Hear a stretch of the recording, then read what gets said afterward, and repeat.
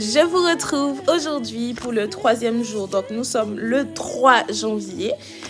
Seigneur, auprès de qui irions-nous? Tu as les paroles de la vie éternelle. Jean 6, verset 68. N'hésitez pas à prendre ce passage-là, à aller méditer, à aller lire le passage en entier de Jean 6. Mais en fait, dans le calendrier, nous avons du coup une piste, pardon. Nous avons une piste de recherche. Je vous fais ça tout de suite. Lisons ensemble. Que quoi? Qui quoi? Voilà des questions fondamentales dans la vie de chaque être humain.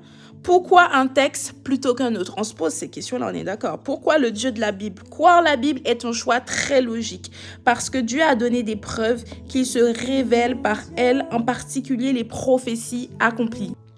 Contrairement à la philosophie, la Bible propose une vérité cohérente, unique, invariable. Si nous acceptons d'entrer en relation avec Dieu, il nous faudra passer par une étape essentielle. Reconnaître le mal qui est en nous et accepter le remède que Dieu y a apporté. Jésus, son Fils, est mort à notre place pour nous délivrer du péché. Cette étape que les chrétiens appellent la conversion, donc n'hésitez pas à aller regarder Acte 3, verset 19, est indispensable pour découvrir la relation père-enfant que Dieu nous propose de vivre avec lui. Et pour obtenir la vie éternelle dès maintenant, alors notre vie aura du sens.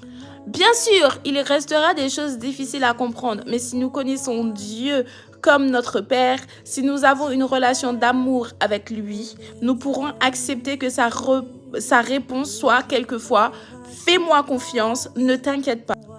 Je t'aime et je fais les bons choix pour toi, tu le verras plus tard. » Il nous propose de vivre avec lui une vie pleine de sens, utile pour lui et pour les autres. Si nous acceptons cette invitation, nous pourrons faire l'expérience de cette parole de Jésus. Celui qui croit en moi, des fleuves d'eau vive couleront de son ventre. C'est la vie en abondance. Jean 7, verset 38 et Jean 10, verset 10.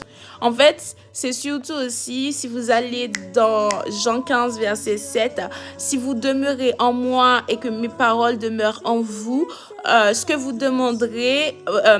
demanderez vous sera accordé. Il y a aussi ça. Mais vraiment, en fait, il y a des choses, il faut juste abandonner votre vie à Dieu.